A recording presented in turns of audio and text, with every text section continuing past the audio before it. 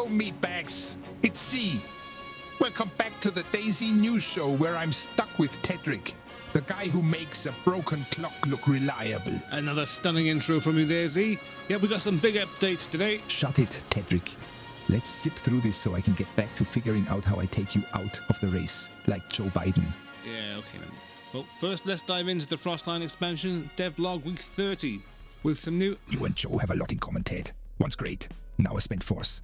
There will be some new environmental hazards introduced by the DayZ devs, and we now have clarity that at least one will be heavy metal poisoning, which appears to be commonly contracted by eating contaminated snow. A quote from the devs suggests the disease has multiple stages, each marked by increasingly severe symptoms and penalties. Multiple stages.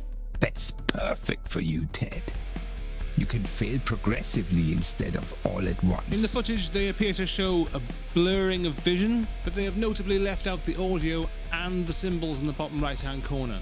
And if you look up symptoms of heavy metal poisoning, they include things such as chills, low body temperature, vomiting, weakness, fatigue, all of which could possibly or feasibly be incorporated. Heavy metal poisoning?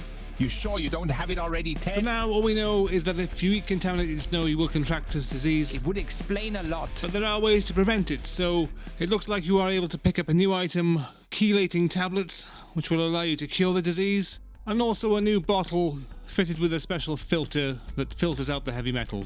The chelating tablets and the filtration bottle will almost certainly transfer over to the other DayZ maps, where I imagine you'll be able to fill your water bottle or your filtered water bottle from any water source and drink it safely, and use the chelating tablets in a similar way to you currently use the chlorine. Of course, I don't know this, but I strongly suspect so. Next up, we'll cover the heat comfort system. Some details have been released. With the eternal winter of Sakal, apparently understanding and mastering this system is crucial to survival. Yeah, Ted, like you'll ever master anything beyond making a mess. Even zombies have better survival skills. According to the dev vlog, they have updated and revamped the heat system.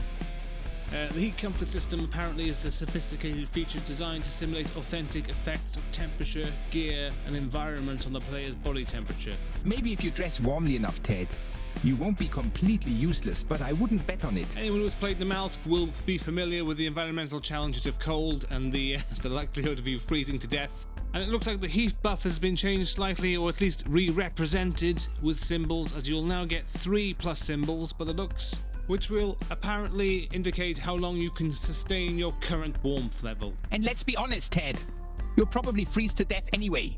Like, you freeze every time something goes wrong. You do realise that one day I will be brave enough just to stick my face on this camera, and then your usefulness will have expired.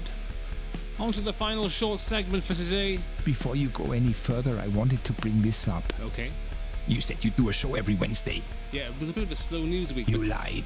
As we didn't get the dev blog released until after the Wednesday, I made a miscalculation there. Going forward, we will continue to do this news show if we feel that it's worthy news to report. Otherwise, we will probably not do a news show every week.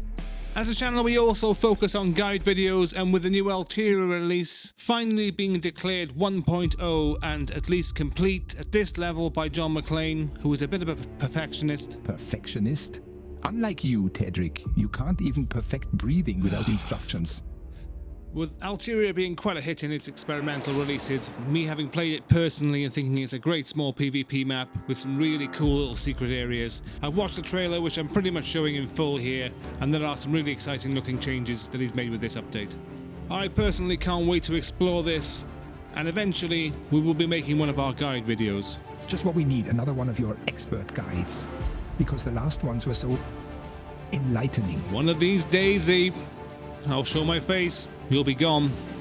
And that's all for this week, folks. Stay safe out there. Until next time. Until next time, meatbags. Except you, Tedrick, you can go wander through Northwest Airfield unarmed, carrying an activated smoke grenade.